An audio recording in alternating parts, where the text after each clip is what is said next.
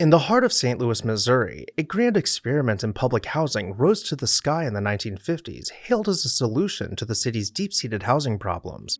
The Pruitt-Igoe housing complex, designed by modernist architect Minoru Yamasaki, initially symbolized a new era in urban living. It was meant to replace the slums with something fresh, efficient, and clean, a place where families could flourish. But in less than 2 decades, it devolved into a symbol of failure. Its decline was so dramatic that its implosion was broadcast live in 1972, an event many have referred to as the moment modern architecture died. This is the story of Pruitt-Igoe, the housing complex that became the worst housing disaster in US history. But beyond the crumbling walls, broken elevators, and growing piles of trash, there were people, residents who lived in its high-rise towers, raised families, and struggled against overwhelming forces. Hi everyone, Ken here. Welcome to This House. In the mid-20th century, cities across the United States faced a major housing crisis. World War II had ended, and urban centers like St. Louis were grappling with overcrowding, poverty, and deteriorating infrastructure. Tenement housing was a breeding ground for disease, crime, and hopelessness. City leaders needed a solution, and they found it in public housing, a federally funded effort to provide clean, modern homes to low-income families. The Housing Act of 1949 empowered cities to clear slums and build new, government-subsidized housing. St. Louis seized the opportunity, and the Pruitt-Igoe complex was born.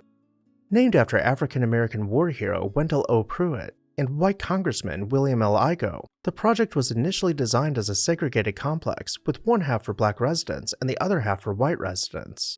However, following the Supreme Court's 1954 decision in Brown v. the Board of Education, the complex was integrated before it officially opened. Pruitt-Igoe consisted of 33 11-story high-rise buildings spread across 57 acres. At its peak, it housed more than 10,000 people in over 2,800 apartments. The buildings were designed with sleek, modernist lines, large open spaces, and communal galleries meant to foster social interaction among residents.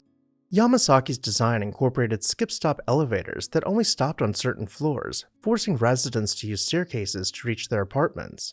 The communal galleries were envisioned as a vibrant social space where children could play and neighbors could gather. The building's placement was meant to allow for plenty of natural light and fresh air, in sharp contrast to the dark, overcrowded slums they replaced. At the time, the design was celebrated. The sleek, modernist style reflected the optimism of the era, a belief that architecture could change society, uplift the poor, and create better communities. When the first tenants moved into Pruitt-Igoe in 1954, many were excited. For families who had lived in dilapidated tenements, these apartments were a dream. Though the apartments were small, they were new, clean, and efficient. Kitchens gleamed with modern appliances, and windows framed views of a hopeful future. Ruby Russell, an early resident, called her apartment on the 11th floor a poor man's penthouse. Other residents spoke of the green spaces, the community, and the promise of something better.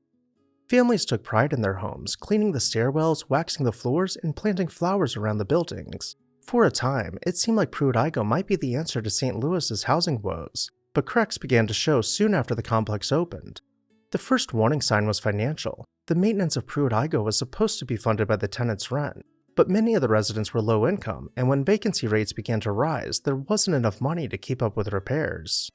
The skip-stop elevators, designed to reduce congestion, instead became crime hotspots. Stairwells were often dark and isolated, making them dangerous for residents. The communal galleries, intended as social spaces, were soon taken over by gangs, and vandalism became rampant as the buildings started to feel more like traps than homes. As the complex fell into disrepair, the city's ability to manage it faltered. The St. Louis Housing Authority, which was responsible for the upkeep of the building, was stretched thin and unable to provide adequate maintenance. Elevators broke down, heating systems malfunctioned, and garbage piled up in the hallways. The communal areas, once envisioned as gathering places, became hazardous zones where residents feared to walk. Crime became rampant. Muggings, burglaries, and assaults were commonplace. The towering high-rises, once symbols of hope, became breeding grounds for violence. Families who could afford to move left Pruitt-Igoe, leaving behind those with no other options. But for the families who remained, life at Pruitt-Igoe was harsh. Single mothers were forced to raise their children in an environment of fear and neglect. The quote-unquote man-in-the-house rule, which barred families from receiving welfare benefits if an adult male lived in the home, forced many fathers to leave, further destabilizing families. Children grew up amid the decay with little hope for the future. They played in hallways littered with garbage and broken glass. Residents frequently complained that maintenance requests were ignored for months, if not years. Some of the buildings were so poorly maintained that in the winter of 1970, a burst sewer pipe flooded the hallways with raw sewage, which froze to people's beds and clothes, slowly thawing out and leaving their belongings destroyed. Teenagers formed gangs for protection, and violence became a way of life. For many residents, walking into their apartment felt like running a gauntlet of danger.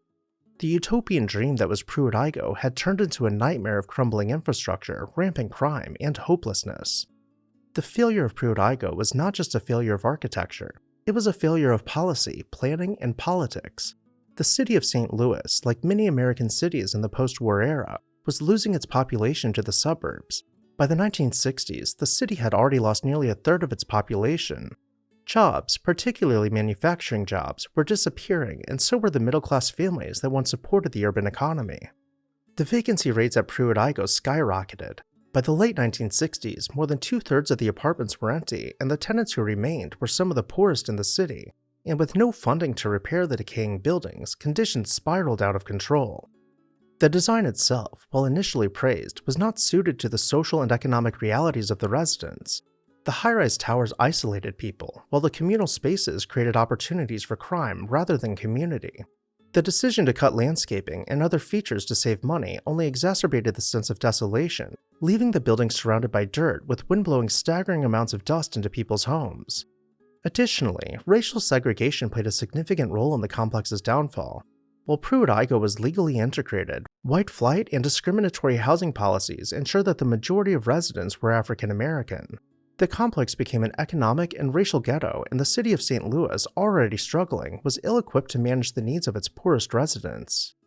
By 1971, the situation at Pruitt-Igoe had become so dire that the federal government decided to demolish the buildings.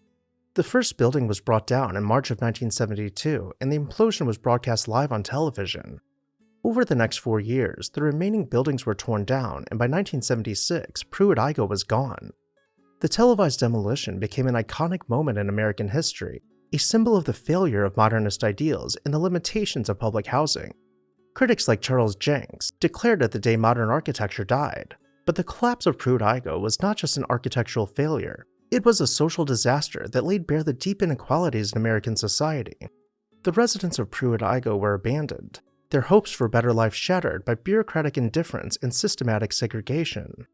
Today, the site where Pruitt-Igoe once stood remains largely undeveloped, a barren reminder of a failed experiment. Over the years, various plans have been proposed for the site, but none have come to fruition quite yet. Trees and overgrown grass now cover the land where families once lived, played, and struggled. Pruitt-Igoe's story is a cautionary tale, a reminder of the dangers of top-down planning and the limits of architecture in solving complex social problems. But it is also a story of the people who lived there, who tried to make a life for themselves despite the overwhelming odds. In the end, the true tragedy of Pruitt-Igoe was not its demolition, but the lost potential of a community that was never given the support it needed to succeed. What are your thoughts on Pruitt-Igoe? Do you think a housing complex like this could work with the right policy in place? Or is it best to learn from history and not repeat this mistake? Let me know your thoughts down below in the comments section. And while you're there, hit that subscribe button so you never miss an interesting episode of This House.